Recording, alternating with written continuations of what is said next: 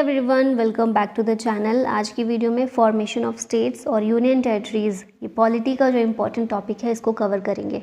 आज जो हम अपने यहाँ स्टेट्स की संख्या देखते हैं और यूनियन टेरिटरीज़ को देखते हैं, ये किस तरह से डेवलप हुए हैं धीरे धीरे करके, यहाँ तक कैसे पहुँचे हैं, क्या शुरुआत से ऐसे ही थे या पहले कितने स्टेट्स होते थे, ये सब चीज़ें, बेसिक चीज़ें इसमें कवर करेंगे। ठीक है, शुरू करते हैं। पहले देखिए क्या लिखा है यहाँ पर। Before 15 August 1947 most of the princely states integrated with India accept 3। ये 3 कौन से थे? जम्मू कश्मीर, जूनागढ़ और हैदराबाद।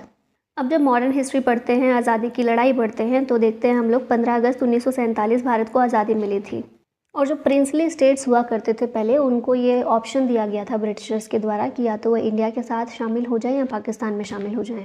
मोस्टली प्रिंसली स्टेट्स ऐसे थे जो भारत में ऑलरेडी शामिल हो गए थे 15 अगस्त 1947 तक। ये 3 ऐसे बचे थे जो डिसाइड नहीं कर पाए थे कि इन्हें क्या करना है, भारत के साथ जाना है या पाकिस्तान के साथ जाना है, या कुछ का ऐसा था, जैसे हैदराबाद का था, कि वो फ्री रहना चाहते थे, इंडिपेंडेंट रहना चाहते थे। तो इसीलिए ये 3 आज़ादी के समय भी भारत का पार्ट नहीं बने थे, भारत के साथ इंटीग्रेट नहीं हुए थे। लेकिन क्या होता है जम्मू कश्मीर में, क्या होता है कि पाकिस्तान की तरफ से जम्मू कश्मीर में घुसपैठ शुरू हो जाती है, जिसके कारण जम्मू कश्मीर की जो उस समय सरकार थी, सरकार मतलब जो वहाँ के राजा थे, राजा कौन थे वहाँ? हरि सिंह थे। उस सिचुएशन से निपटने के लिए उन्होंने भारत से हेल्प मांगी। अब भारत ने हेल्प के बदले कंडीशन रख दी कि आपको पहले भारत का पार्ट बनना पड़ेगा, इंटीग्रेट होना पड़ेगा, उसके बाद हम हेल्प करेंगे। तो क्योंकि जम्मू कश्मीर के राजा के पास कोई ऑप्शन नहीं था, इसीलिए उन्होंने इंस्ट्रूमेंट ऑफ एक्सेशन पर साइन किया अक्टूबर 1947 में, और जम्मू कश्मीर भारत का पार्ट बन गया। ठीक है, उसके बाद फिर भारत के द्वारा अपनी सेनाएं भेजी गई जम्मू कश्मीर में, और जो भी पाकिस्तानी मिलिटेंट्स थे या जो भी घुसपैठिए आ रहे थे, वो सब चीज़ों को ठीक किया गया। दूसरा स्टेट जहाँ पर प्रॉब्लम आ रही थी, प्रिंसली स्टेट, वो था जूनागढ़। जूनागढ़ कैसे भारत का पार्ट बना? फरवरी 1948 में ये भारत का पार्ट बना रेफरेंडम के ज़रिए। रेफरेंडम क्या होता है कि लोगों से पूछा जाता है कि वो क्या चाहते हैं, वो भारत के साथ जाना चाहते हैं या पाकिस्तान के साथ। तो इस तरह रेफरेंडम हुआ और फरवरी 1948 में ये भारत के साथ इंटीग्रेट हो गया। तीसरा आता है हैदराबाद। हैदराबाद को भारत का पार्ट बनाया गया पुलिस एक्शन के ज़रिए। सितंबर 48 में ऑपरेशन पोलो भारत सरकार के द्वारा चलाया गया और हैदराबाद को फिर भारत का पार्ट बनाया गया। तो ये तो हो गई आज़ादी के बाद वाली कहानी कि किस तरह भारत का जो अभी हम पूरा पार्ट देखते हैं कैसे भारत में शामिल हुआ। उसके बाद हम देखते हैं कि जब आज़ादी मिल जाती है, उसके बाद स्टेट्स रीऑर्गेनाइजेशन की जब बात आती है, तो ये मांग उठने लगती है कि लैंग्वेज के बेसिस पर स्टेट्स को रीऑर्गेनाइज किया जाए, स्टेट्स का जो गठन किया जाए उसका आधार लैंग्वेज को बनाया जाए। और क्योंकि भारत में मल्टीपल लैंग्वेजेस हैं, हाँ, तो कोई एक लैंग्वेज, एक स्टेट के अंदर ही कितनी सारी लैंग्वेजेस हमें देखने को मिल जाती हैं। तो इसीलिए सोचा जाने लगा कि क्या इस तरह से किया जा सकता है, और अगर नहीं तो किस तरह हमें स्टेट्स को रीऑर्गेनाइज करना चाहिए। इसी के लिए कई सारे कमीशन, कई सारी कमेटीज़ गठित की गई। इनमें आता है सबसे पहले धार कमीशन, धर आयोग। इसका गठन किया गया जून 1948 में। इसका नाम लिंग्विस्टिक प्रोविंसेस कमीशन था, और इसे आमतौर पर धर आयोग भी या धर कमीशन बोलते थे, क्योंकि एस के धर जो थे ये इसके चेयरमैन थे। इस कमीशन का गठन किया गया to examine the feasibility of linguistic reorganisation. इसने अपनी रिपोर्ट दिसंबर 1948 में सबमिट की, और इसने कहा कि लिंग्विस्टिक फैक्टर को इसने रिजेक्ट कर दिया। इसने बोला कि लैंग्वेज के आधार पर स्टेट को रिऑर्गेनाइज नहीं करना चाहिए, क्योंकि इतनी सारी लैंग्वेजेस हैं, कैसे हम डिसाइड करेंगे कि ये लैंग्वेज ये स्टेट कहलाएगा, ये लैंग्वेज वाले लोग। ठीक है, तो इसने लिंग्विस्टिक फैक्टर को रिजेक्ट कर दिया, और इसने रिकमेंड किया कि एडमिनिस्ट्रेटिव कन्वीनियंस के आधार पर रीऑर्गेनाइजेशन स्टेट्स का करना चाहिए। ठीक है, अब फिर से मांग तो उठ ही रही थी लैंग्वेज के बेसिस पर करने की। फिर उसके बाद जेवीपी कमेटी का गठन किया गया, क्योंकि जो धर कमीशन था इसके अगेंस्ट प्रोटेस्ट बहुत देखने को मिल रहा था कि इसने लैंग्वेज के आधार को कैसे पूरी तरह रिजेक्ट कर दिया। इसी वजह से इंडियन नेशनल कांग्रेस के द्वारा एक और कमेटी का गठन किया गया, जिसमें जवाहरलाल नेहरू, सरदार पटेल और पट्टाभी सीतारमैया थे। तो इसीलिए जेवीपी, इन तीनों के नाम का पहला अक्षर जो है, इसके आधार पर यह कमेटी गठित हुई। लेकिन इसकी रिकमेंडेशन भी वही सेम थी जो धर आयोग की थी। इसने भी लिंग्विस्टिक बेसिस पर जो स्टेट्स के रीऑर्गेनाइजेशन की मांग हो रही थी उसको रिजेक्ट किया।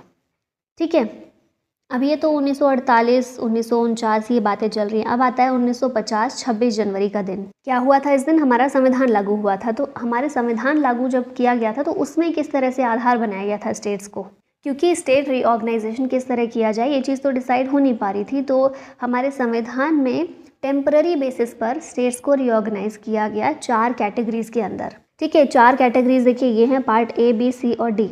पार्ट ए में कौन से स्टेट्स डाले गए? It consisted of the British governor provinces. Part B के अंदर प्रिंसली स्टेट्स डाले गए जिनमें लेजिस्लेचर था। पार्ट सी में ऐसे स्टेट्स आए जो प्रिंसली स्टेट थे और चीफ कमिश्नर प्रोविंसेस। और पार्ट डी के अंदर केवल एक था, अंडमान और निकोबार आइलैंड्स। तो हमारे संविधान के अंदर स्टेट्स का टेम्पररी रीऑर्गेनाइजेशन किया गया इन 4 कैटेगरीज के अंदर।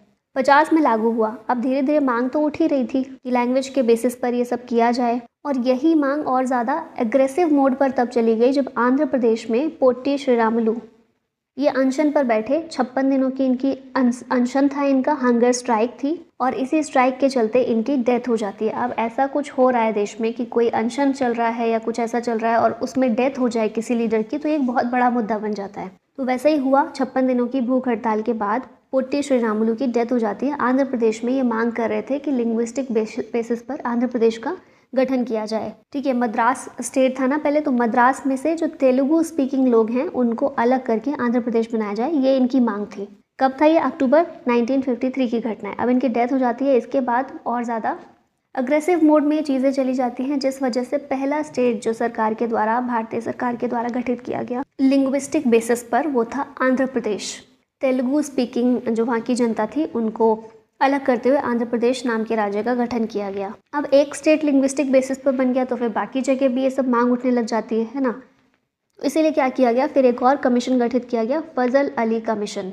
After creation of Andhra Pradesh, central government appointed the state reorganisation commission. इसका जो नाम है, मूल नाम, वो है स्टेट रीऑर्गेनाइजेशन कमीशन, लेकिन क्योंकि फजल अली इसके चेयरमैन थे इसलिए इसे फजल अली कमीशन के नाम से भी जानते हैं।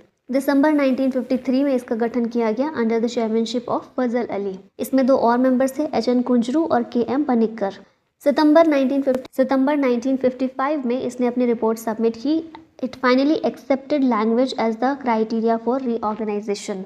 However, ये चीज़ याद रखिएगा, however, it rejected the one language one state formula and identified the following parameter to be considered for reorganization of state. अब ऐसा तो पॉसिबल हो ही नहीं सकता कि एक लैंग्वेज का एक स्टेट बना दिया जाए। हज़ारों लैंग्वेज है तो हज़ारों स्टेट्स तो नहीं बन सकते हैं भारत में। तो इस वाले फॉर्मूले को रिजेक्ट किया इसने कि ऐसा नहीं हो सकता, वन लैंग्वेज वन स्टेट नहीं हो सकता, लेकिन जो लैंग्वेज का फैक्टर है उसे भी कंसिडर किया जाएगा स्टेट रीऑर्गेनाइजेशन के टाइम पर। ठीक है, अब कौन कौन से क्राइटेरिया इसने बताए, तो ये है, पहला है यूनिटी एंड सिक्योरिटी, सेकंड है linguistic and cultural homogeneity, financial, economic and administrative convenience, ये भी देखा जाएगा, और साथ में planning and implementation of plans for development. साथ ही इस कमेटी ने सजेस्ट किया कि जो संविधान में टेम्पररी बेसिस पर 4 कैटेगरीज डिवाइड की गई थी ना स्टेट की, इसे ख़त्म किया जाए, इसे अबॉलिश किया जाए, और 16 स्टेट और 3 centrally administered territories, union territories जो होती हैं, इनका इसने रिकमेंडेशन दिया। इसी रिपोर्ट की रिकमेंडेशन के आधार पर पार्लियामेंट ने 7th अमेंडमेंट एक्ट लेकर आया पार्लियामेंट, और स्टेट रीऑर्गेनाइजेशन एक्ट 1956 इसको लागू किया गया। इसमें क्या किया गया, ABCD जो 4 पार्ट बनाए गए थे स्टेट के, कैटेगरीज थी, उनको ख़त्म कर दिया गया, रिपील कर दिया गया, और 14 स्टेट और 6 यूनियन टेरिटरीज इस्टेब्लिश की गई भारत के अंदर। ठीक है, तो शुरुआत में भारत में कितने स्टेट और यूटीज़ थे? 14 स्टेट्स थे और 6 यूटीज़ थी। ये स्टेट्स थे वो सारे असम, आंध्र प्रदेश, बिहार, बॉम्बे, जम्मू कश्मीर, केरला, मद्रास, मैसूर, मध्य प्रदेश, राजस्थान, उड़ीसा, पंजाब, उत्तर प्रदेश और West Bengal. Union territories Andaman, Delhi, Himachal Pradesh, Manipur, Tripura, Lakshadweep, Minicoy और अमन दीवी, ये आइलैंड सारे। ठीक है, तो ये 14 स्टेट्स हो गए और 6 यूनियन टेरिटरीज हो गई। अब नए स्टेट्स और यूटीज़ जो क्रिएट हुए 1956 के इस एक्ट के बाद, उनको आगे देखते हैं। 1956 के बाद 1960 में बॉम्बे को महाराष्ट्र और गुजरात में डिवाइड कर दिया गया, तो गुजरात 15वां स्टेट बन गया भारत का। फिर 1961 में 10th अमेंडमेंट एक्ट लेकर आया गया, जिसके ज़रिए दादर नागर हवेली जो यूनियन टेरिटरी है हमारी अभी, ये पहले पोर्तुगीज़ के पास थी, पुर्तगालियों के पास थी। 1961 में उन्होंने इसको खाली किया और भारत को सौंपा। तो 1961 में 10th अमेंडमेंट एक्ट के ज़रिए दादर नागर हवेली को यूटी बनाया गया भारत का। 1962 में गोवा, दमन और दीव और पौंडीचेरी जो है ये यूटी बनाए गए 12th और 14th अमेंडमेंट एक्ट के ज़रिए। 1963 में नागालैंड जो है ये 16वां स्टेट बना भारत का, असम से अलग करके। पहले असम था, नॉर्थ ईस्ट का सारे पार्ट को असम में ही मर्ज कर दिया था, तो नागालैंड भारत का 16वां स्टेट बना असम से अलग करते हुए 1963 में। 1966 पर आते हैं तो पंजाब जो है ये बाइफरकेट किया गया और हरियाणा 17वां स्टेट बना भारत का। जो हिंदी स्पीकिंग एरिया था उसको हरियाणा बना दिया गया और जो हिली एरिया था पंजाब का वो हिमाचल प्रदेश के अंदर कर दिया गया। और पंजाब और हरियाणा की एक ही राजधानी है, अभी भी चंडीगढ़ है, तो उसको एक यूटी का दर्जा दिया गया और जॉइंट कैपिटल दोनों की बनाया गया उसको 1966 में। फिर आते हैं 1971 में हिमाचल प्रदेश जो है इसको यूटी से हटाकर स्टेट का दर्जा दिया गया और ये 18वां स्टेट बना भारत का।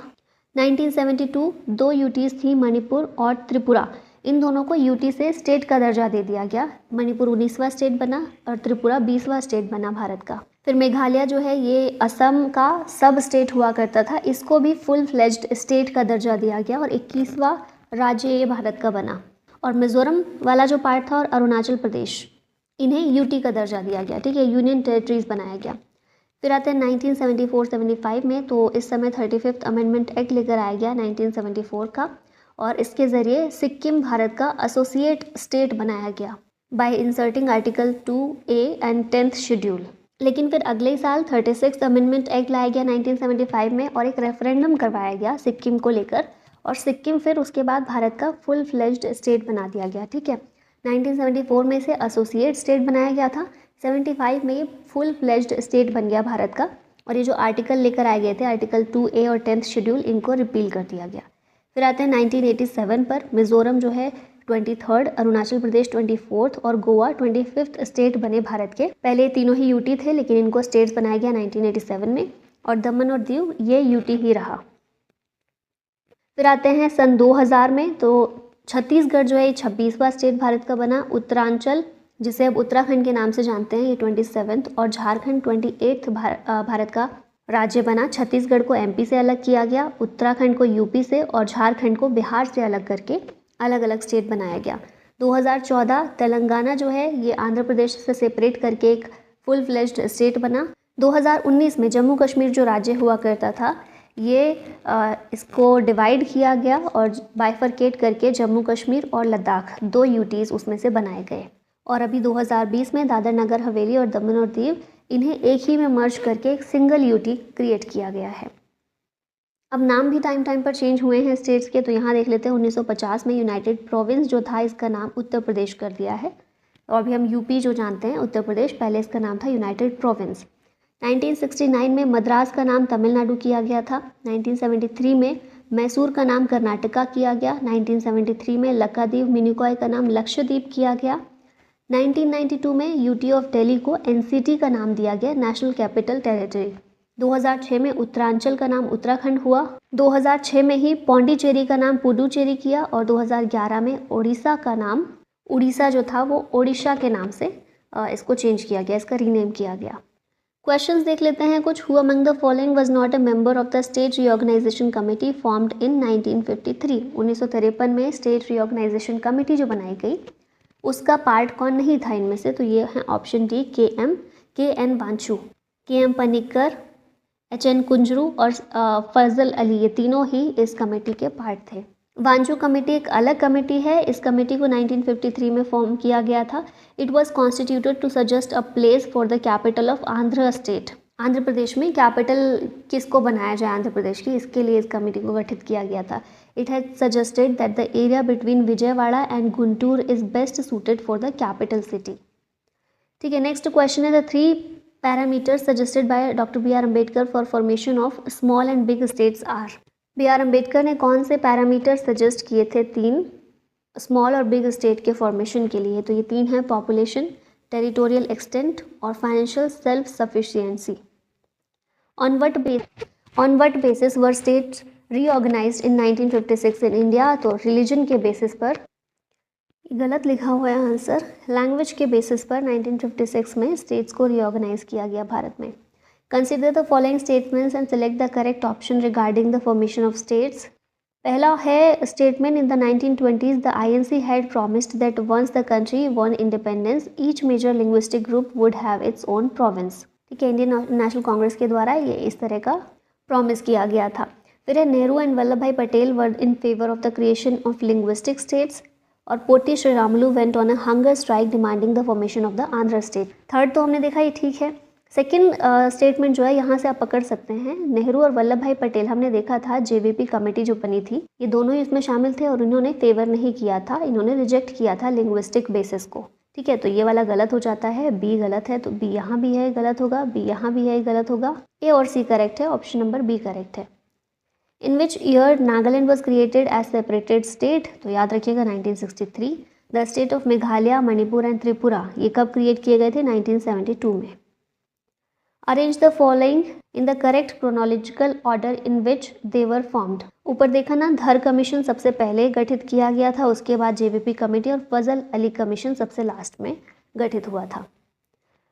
विच one of the following is the correct chronological order of the formation of states as full states of the Indian union? तो नागालैंड, हरियाणा, सिक्किम, अरुणाचल प्रदेश। ईयर सबके याद रखिएगा, हम लिस्ट ऊपर देख चुके हैं। Sikkim was made an integral part of India under the 36th amendment act 1975। Referendum किया गया था, ऊपर हमने देखा 1975 में। दे voted for the abolition of the institution of Chogyal, और सिक्किम जो है इंटीग्रल पार्ट बन गया भारत का। और इंटीग्रल पार्ट बनाने के लिए क्या किया गया? 36th अमेंडमेंट 1975 में किया गया। Read the following statements with reference to state reorganisation commission 1953 and choose correct option. Justice Fazal Ali, K M Panikkar और H N Kunzru were its member, बिल्कुल ठीक बात है ये। Commission supported the splitting of Bombay and Punjab, ऐसा कुछ क्या हमने ऊपर देखा है? नहीं देखा है। हाँ, बॉम्बे और पंजाब जब स्टेट रिऑर्गेनाइजेशन एक्ट पास हो गया उसके बाद उसको किया गया था, काफ़ी टाइम बाद। तो सेकेंड ऑप्शन गलत है। थर्ड स्टेटमेंट है, as per state reorganisation act 1956 passed by parliament 14 states and centrally administered states were made. तो ये वाली बात भी बिल्कुल ठीक है। तो स्टेटमेंट 1 एंड 3 आर करेक्ट। इसका स्क्रीनशॉट आप लिख सकते हैं, यहाँ पर सारी चीज़ें मेंशन कर दी गई हैं।